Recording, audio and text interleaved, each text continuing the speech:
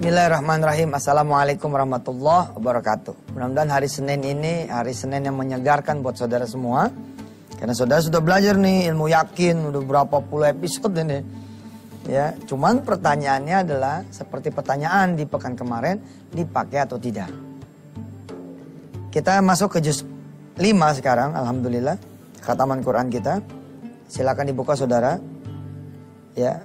Halaman juz 5 surah An-Nisa ayat 24. A'udzu billahi minasy syaithanir rajim. Bismillahirrahmanirrahim.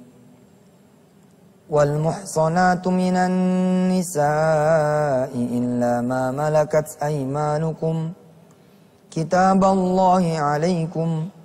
وَحِلَّ لَكُمْ مَا وَرَاءَ ذَلِكُمْ أَن تَبْتَغُوا بِأَمْوَالِكُمْ مُحْسِنِينَ غَيْرَ مُسَافِحِينَ فَمَا اسْتَمْتَعْتُمْ بِهِ مِنْهُنَّ فَآتُوهُنَّ أُجُورَهُنَّ فَرِيضَةً وَلَا جُنَاحَ عَلَيْكُمْ فِيمَا تَرَاضَيْتُمْ بِهِ مِنْ بَعْدِ الْفَرِيضَةِ إِنَّ اللَّهَ كَانَ عَلِيمًا حَكِيمًا. Shadaqallahul azim. Kita langsung lanjut pemirsa. Saya memberi catatan di buku kuliah Tauhid bahwa kalau saudara memakai ilmu yang saudara miliki, apalagi kalau makainya komprehensif begitu saya bilang, di urusan beli motor, saudara ada duit 12 juta. Bukan nggak ada, ada.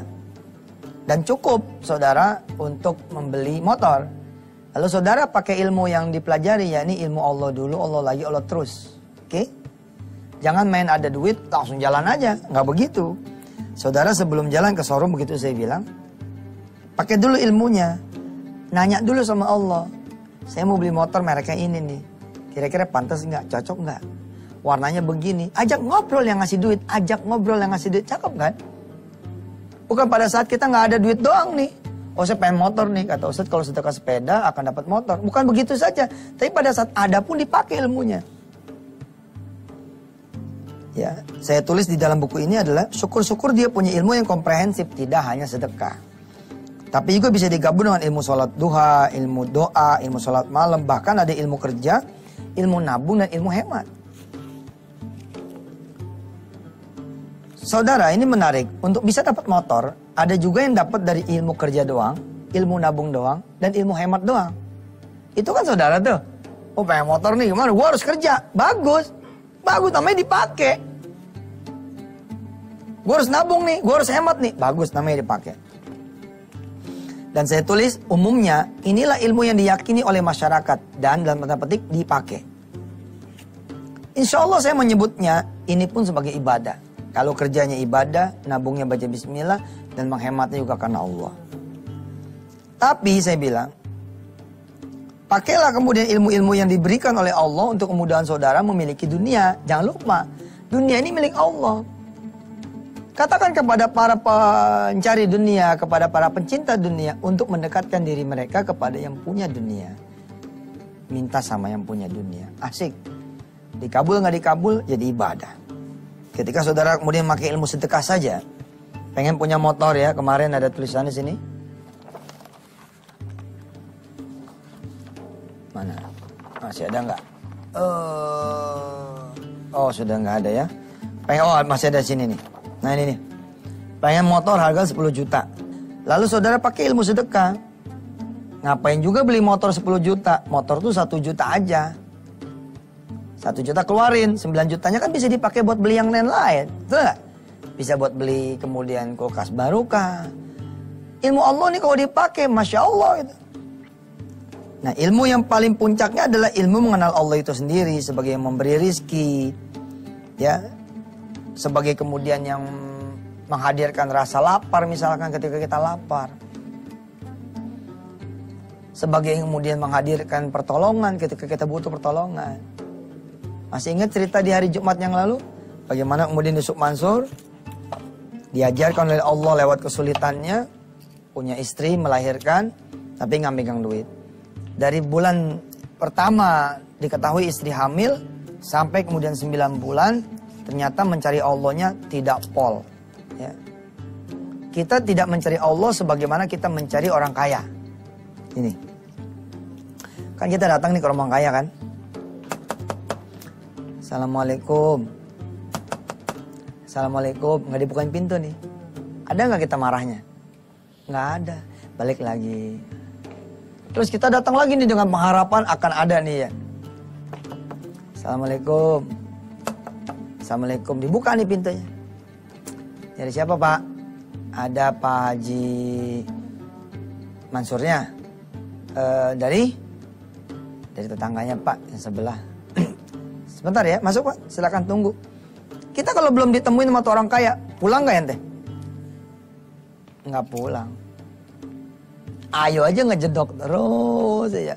Oh mungkin lagi tidur kali. Malah kita suka bilang begini nih. Jangan dibangunin, jangan dibangunin. Nanti aneh balik lagi deh. Kenapa sih sama Allah nggak bisa begitu gitu? Nggak bisa berkali-kali datang lalu sabar menanti. Kadang-kadang orang kayanya keluar nih. Iya Pak. Oh Pak Yusuf ya. Ya gimana kabarnya? Baik.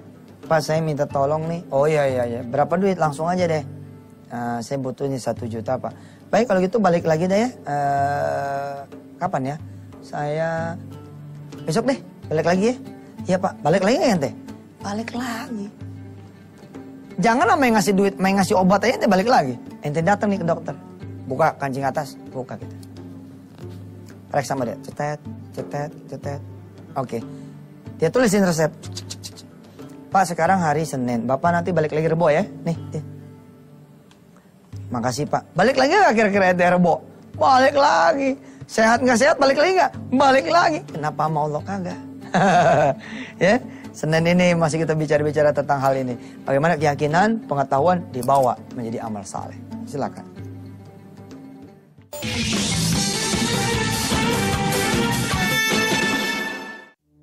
Baik, pemirsa masih kembali bersama Yusuf Mansur. Alhamdulillah buat yang baru bergabung dengan Wisata Hatian TV. Saya lagi bercerita bagaimana kemudian saya mengenal Allah ketika saya punya anak pertama lah ya. Saya sujud di depan bidan sini. Saya minta sama Allah ampunan, udah nggak nyari Allah sepenuh hati, seperlunya.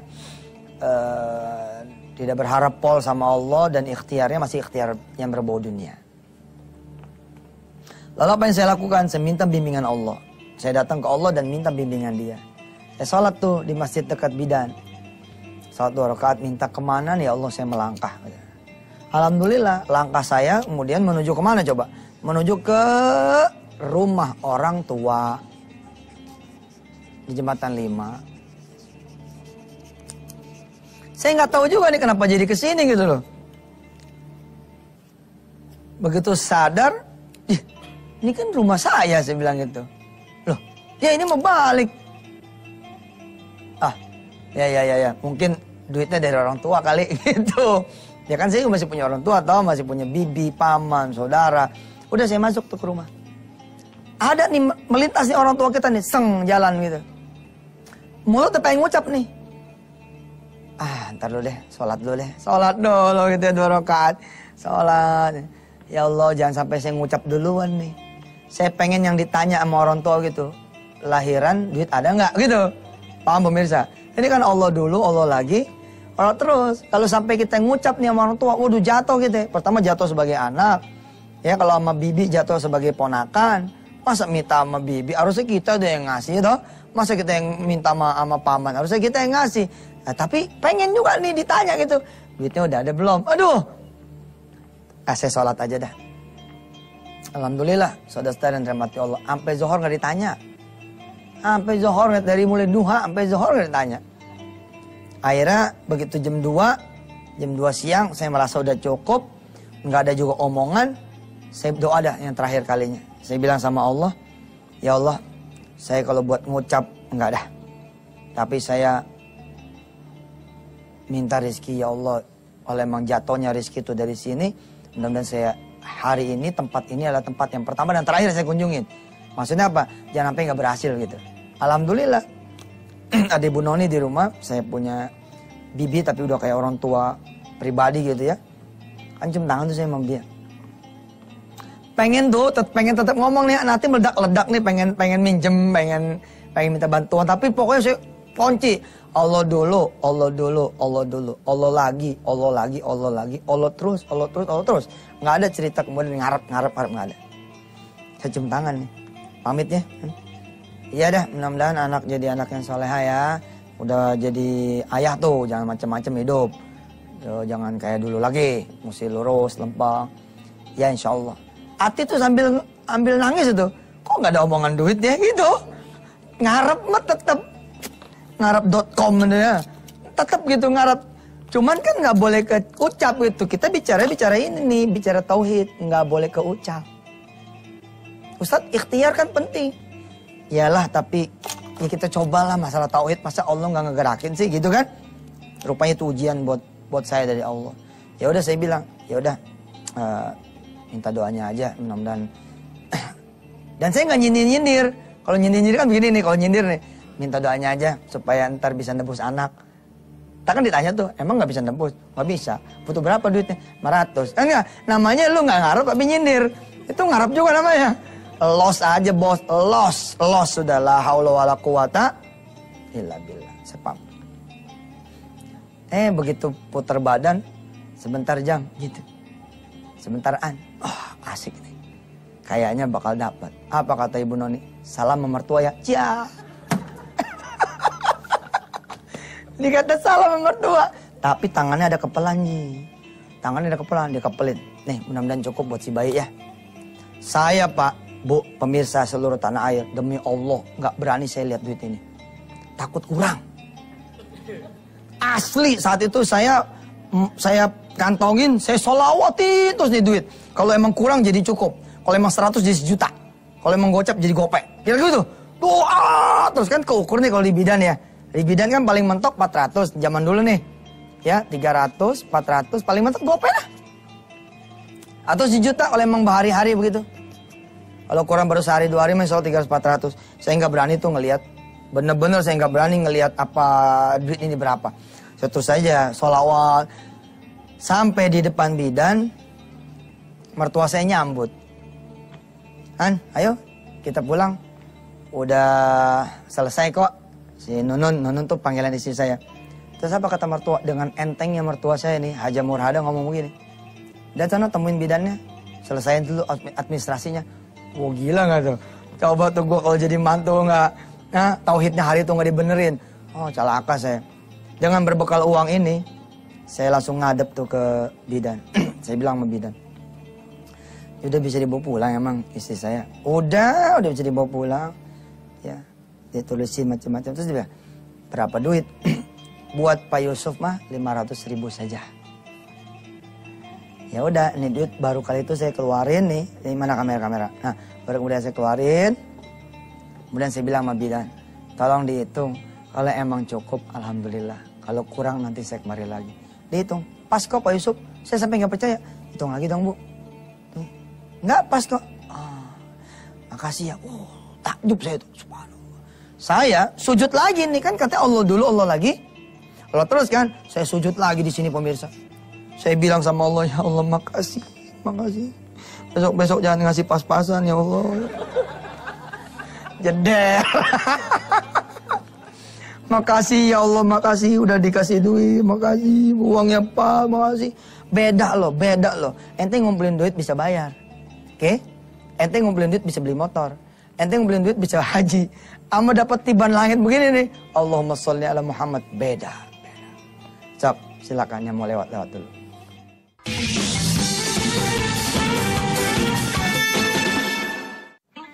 Saudara pasti tahu lah, nggak mungkin nggak tahu. Allah itu maha mendengar segala doa.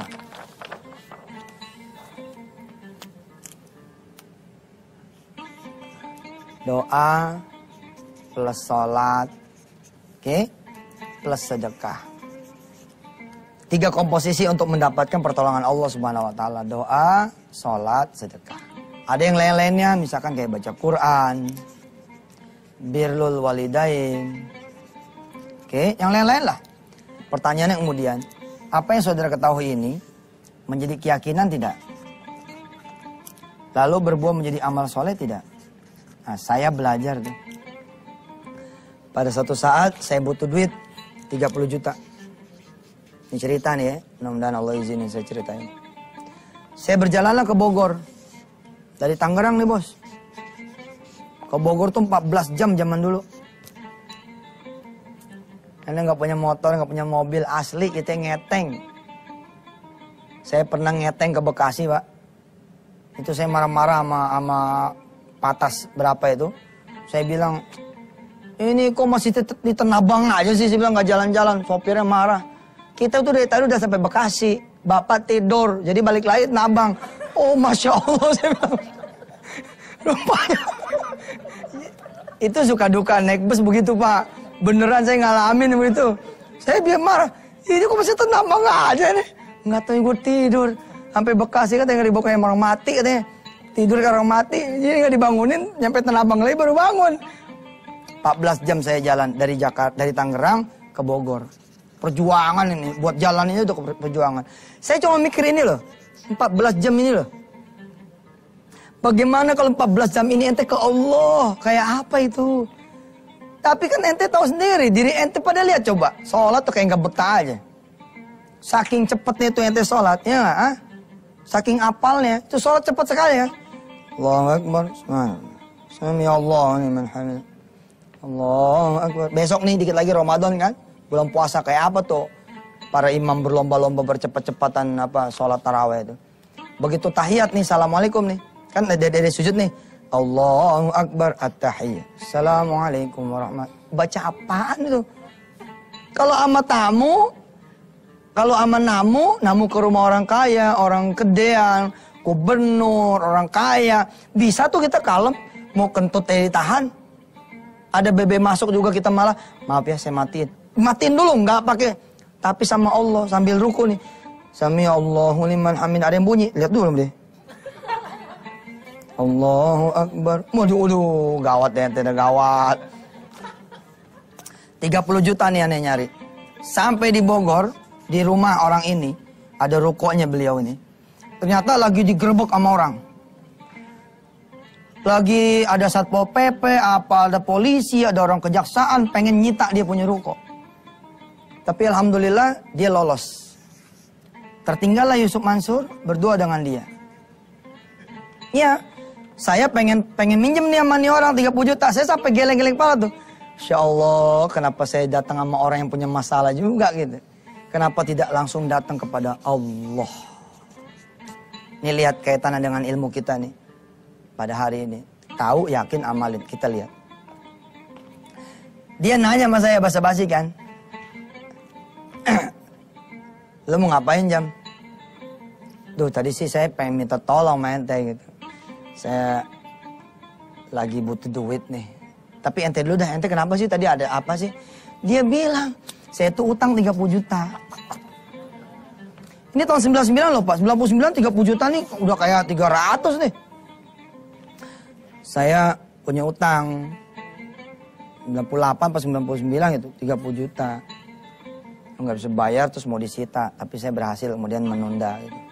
Nah terus saya bilang sama nih orang, dan ini Cina nih, Chinese, non muslim. Malunya saya kayak apa tahu itu. Saya bilang sama dia, mas, mau nggak supaya rumah kamu nggak disita? Saya ngasih tahu, sok-sokan jadi ustadz. Gimana caranya? Punya nggak duit 3 juta? Kan siapa yang ngeluarin 3 juta, dapat 30 toh? Oke. Punya nggak 3 juta?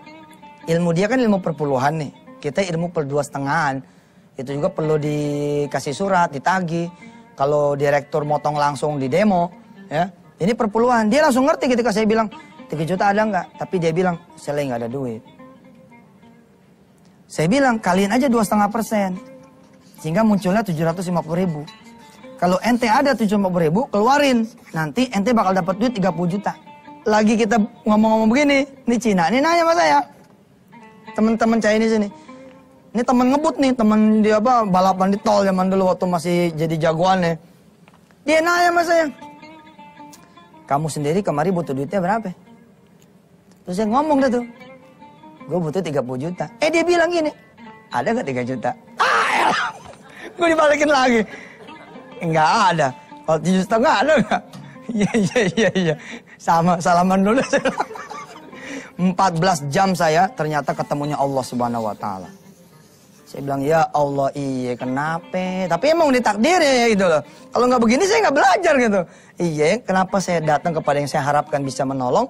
Ternyata begitu saya datang, wassalam. Kita masih terus bicara tentang ini di pekan ini. Insya Allah pemirsa, akan tumbuh keyakinan saudara. Oh cuma Allah yang lebih layak, lebih tepat, dan yang harusnya cuma Allah yang saudara mengharapkan, datangi, dan bicara baik-baik dengannya. Sampai ketemu lagi besok. Wassalamualaikum warahmatullahi wabarakatuh.